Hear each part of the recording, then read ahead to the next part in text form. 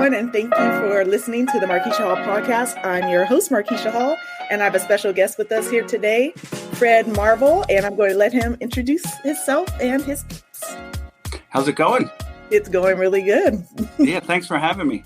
Thanks for having me first, and then being on here. Appreciate it. Absolutely.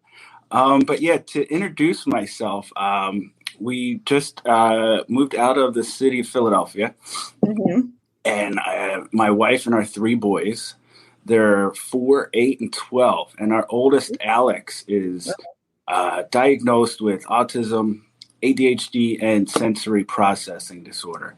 And I'll kind of give you, I guess, the Cliff Notes version of his story, because it's fairly long.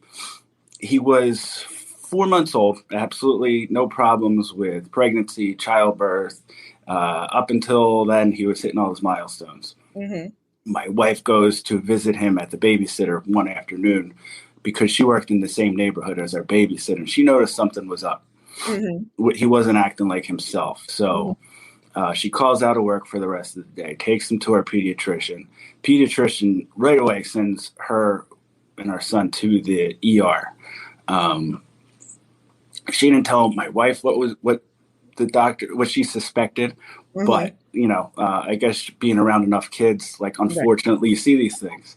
So I meet my wife in the emergency room, and they tell us that someone's been abusing Alex, and we had no suspicions or anything because the kid never came home with any kind of marks or bruises or anything like that. And up until that day, he was a perfectly happy, typically developing 4-month-old kid.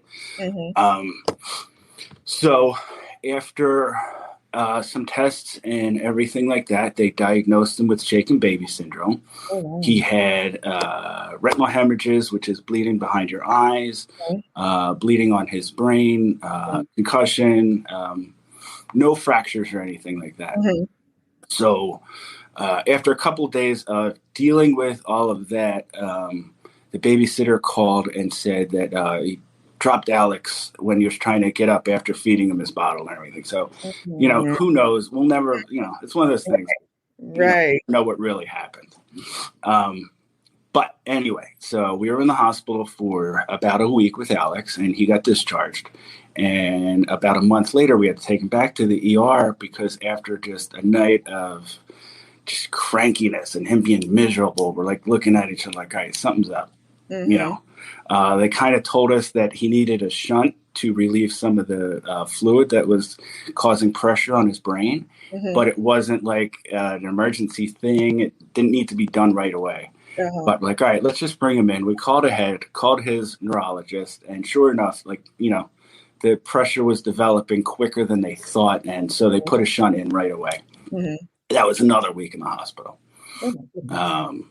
After he gets discharged, we started with early intervention. In fact, going back a little bit, even before he was discharged after his shunt surgery, we were already working with physical therapy and occupational therapy because what happened was, because of everything, it was basically like having a newborn all over again. He had much control. I mean, he was only 4 months old, but he lost all that head control and things like that. So that's how we got started with early intervention. Doing physical therapy and occupational therapy at the hospital, doing it in our home. And then somehow or other, he makes a complete recovery, blew away like a lot of the doctors, a lot of the the detective that was working his case. She's like, unfortunately, she's seen it a lot, and she's like, I've never seen a kid make, he was cleared by everybody. He's got absolutely no residual effects from that. So fast forward, he's 3 years old. I'm like, all right, he's cleared by everybody. Let's send him to daycare. What could go wrong? Well, 6 months later, daycare is calling us and saying, we can't control him. He's having trouble with sitting still when it's time to sit still. He's eloping. He's running out of the classroom. things like that. He's being aggressive. Never. It's weirdest thing with him. He was never aggressive with kids as a toddler growing up. It was always with us or like some kind of like authority figures, I guess. Mm-hmm. So the owner of the daycare was really helpful, though. She's like, we can't handle him here, but here's who you call to have him evaluated to see if there's anything else going on. Okay. So it wasn't like, hey, get out, you're on your own. It was like, we can help you. And if you're comfortable after he's evaluated and everything, and, maybe call us back and maybe we can, welcome him back. So eventually he was evaluated by a developmental pediatrician, and around 4 years old, he was diagnosed with ADHD and sensory processing disorder. At the time, they said he had some autistic symptoms, but not enough to put him on the spectrum. Okay. So we're back with occupational therapy. Right. He had a one-on-one aide with him. He went back to a different school. We found more inclusive preschool that he could get different therapies and everything in school. So we did, that's where he went. And when he was ready for kindergarten, he went to mainstream kindergarten. Still with the one-on-one aid. We still had some, behavior therapy at home and everything like that. But fast forward to second grade, after talking with everybody, you know what? He's doing so good. Like, we don't think he needs services. And it wasn't like, one of those things where they're trying to push us out. Like my wife and I were in complete agreement. Right. It's fine. Like, I get it. Like, I think he's ready too. But then a year later, third grade, it's like he hit a wall. Yeah. Third grade does that, though. Yes. I think it's too much. Odd years. Yeah. It's a lot less free time. It's a lot more structure and academics and everything like that. So that started us back on the reevaluation journey. So it took a little bit. He was just formally diagnosed last year. But he was finally diagnosed with level 2 autism right before his 10th birthday. So that meant we, back on an IEP, he was reevaluated by the school district, reevaluated by the developmental pediatrician, and now we are in the process of I think we're finally trying to get ABA started. We did it briefly last year when we were living in Philadelphia, but with the pandemic, it was virtual and, not a fan. Definitely do. Do know about those therapies virtual. Yeah. They try their best. It's just not the same. Right. Well, wow. And in between there, you have two other ones. Right. I know. In between all that, we had two other boys. Yeah, two other boys too. Well, while we're both working full time and, dealing with everything else that comes along. It's a little, guys, it can maybe add something else to your plate. I mean, you guys are busy. Well, that was a lot. My mama hairs were like tingling, like, oh my goodness. But if you guys wanted to see the beautiful kids, and there's more kind of to the story, you had your own podcast too, and there's lots of during episodes on there. Yeah, during the pandemic, I found myself working from home, so I had a lot of free time on my hands. So it's funny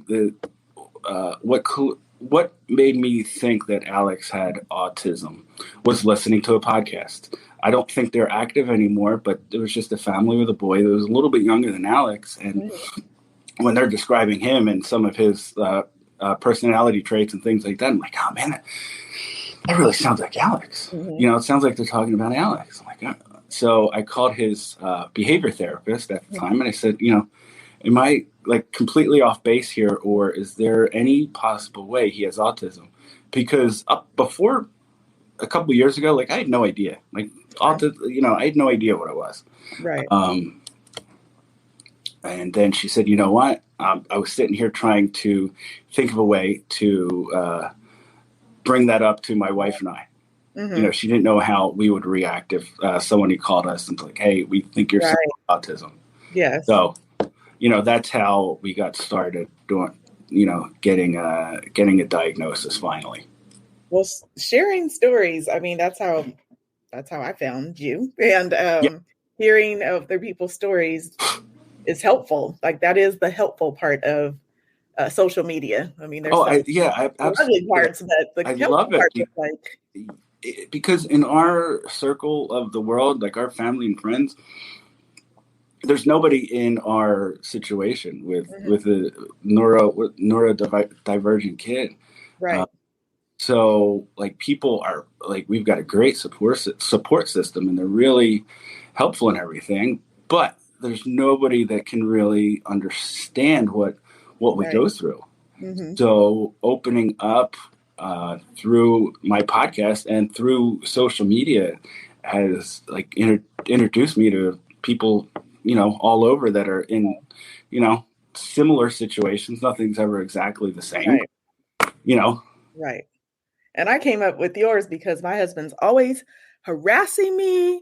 Dads, I'm here too. Yeah. And I said, well, you know what? Get your own podcast. No, I didn't say that. Yeah. Well, it's funny too. I know I get that a lot, but especially with everything we went through with Alex, it kind of started right away with just advocating and being involved with him. Because when he was a baby and going through everything he went through, my wife and I kind of split everything up. She was the one dealing with all the doctor's appointments and therapy appointments. And I was the one dealing with all the legal stuff, working with the police and the district attorney's office and everything like that. So like, pretty much right away, we really didn't have a choice but to, just get thrown in and, speak up and start advocating. So it's gone from, it started there and it just keeps going. I do a lot of those things too with my husband, but I know that I couldn't do, first of all, very thankful and privileged to have a partner to do this with, because I know there are people out there that are doing it alone. And I am glad that I don't have to. Absolutely. He's definitely more behind the scenes, but very helpful in just everything. Like, I think we were talking earlier, where I'm more like, my baby. Like, that's how my wife's the same way. Yeah, my wife's the same way. Alex is 12 years old and he just turned 12. And he still loves to have my wife, sit next to him, lay next to him at night while he's relaxing before bed. And I'm the guy that's, doing a lot of the appointments and the IEPs and all that kind of stuff. So she's like, she's, the typical mom, they're going to comfort them and things like that. And, it's just a baby. Yes, I get that. I get that a lot, but it's always, I know that when I'm talking to mostly moms, probably because I am a mom, and a lot of them take care of the IEPs and other things, because like my husband, he's at work, teaching special ed also.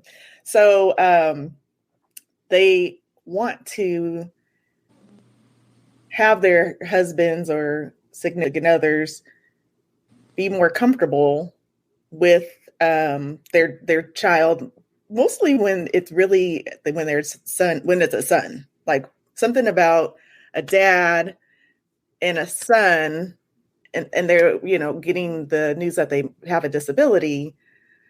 For a lot of parents, and I'm not saying that they love them to pieces, but this is just what happens when I'm talking to people, is that they just feel a certain type of way. What would you say to that dad? Here's what I found to be helpful. As long as Alex is happy, then I'm happy. Of course, when Alex was our first, you find out you're having a son. It's like, we're gonna go to baseball games and we're gonna go to, he's gonna play football and he's gonna do all this stuff, and then he's tried it. Alex has played played everything you can think of, baseball, basketball, karate. But, nothing's really stuck like that. He's not, he's not the sports junkie that I am. But you know what? Like he's happy. And if he's happy, then I'm happy. And whatever he's interested in, I'm going to do my best to, be interested with him. Like, so he's big into Star Wars and the Marvel movies and all those superheroes and everything like that. So I'm no expert, but like I can hold a conversation and hang out with him about it and things like that. So I think it's just, and it's hard to accept that, and it's hard even now to see Alex have difficulty in certain situations. But like ultimately, like I just go back to, do what makes him happy. It might not be what like I envisioned, and you know what? Having two other boys, my last hope is our 4-year-old, because my 8-year-old's not interested in sports. Right. You know what I mean? So I think even a parent of a neurotypical kid might go through the same thing. Like Absolutely. They might not be interested in the same things you are. They might not want to do what you had envisioned for them. Right. Fred, I have one daughter. We talked about this early. I thought I was going to be in ballerina school. She's going to be a prima ballerina, cheerleading, dance, Barbies. None of that. Nope. None of that. No. She played volleyball. No dolls. The dolls that she did have, she cut their hair off, and I was devastated because what are you doing? And she's 18 now, but I quickly was like, okay, that's, you just think about it. It wasn't like sad, or I wasn't upset that she didn't like those things. I just was like, oh, this is, I grew up thinking, oh, this is what we're going to do. And adjusting quickly to that helped. Like, instead of pushing it and be like, oh, you're gonna be a ballerina. Right. So I'd be like, oh, okay, this isn't working. And I think hearing stories like yours, Alex is 12, someone who might be down at three, be like, okay, well, they're bonding over Star Wars. So maybe I can start looking at some other things and really getting to know what my child likes. And even if they absolutely, were developing, they still might not like to do the things that I want. That I wanted them to do. I mean, we just try and expose them to different things and see what clicks. Like I said, he's played a few sports. He's also tried guitar lessons. He's tried piano lessons. What he really likes now is Boy Scouts. So, that's what he's doing now. That's great. Yeah. Girl Scouts too for a little bit. But then I thought my son and my other one would do Boy Scouts because she did Girl Scouts, and he was like, no. He's like the total sports everything. Yeah. And then I have my 12-year-old who is in his brother's shadow. So he's at the junior high right now. And they're like, hey, you coming out for volleyball? Because the other one plays everything, even things he never played before. He goes out, he plays, he makes the team, and he's like, oh, I'm not my brother. I don't want to play basketball. I don't want to play football. I just want to play baseball. Maybe. Yeah. So so kids, they throw you in for a surprise. Absolutely. For sure. Well, I appreciate you having check out his podcast.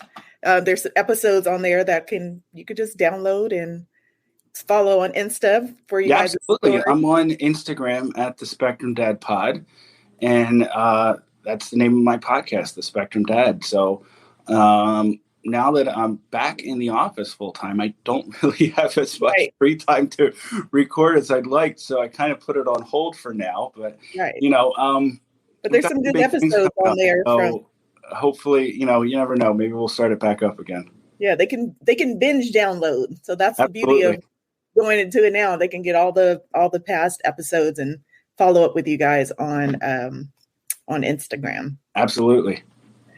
Well, I've hogged up your morning because guys, I was chit-chatting before this, and I'm hogged up his time. Thank you for sharing a little bit of your story with us. And you guys start school on Monday, so yep.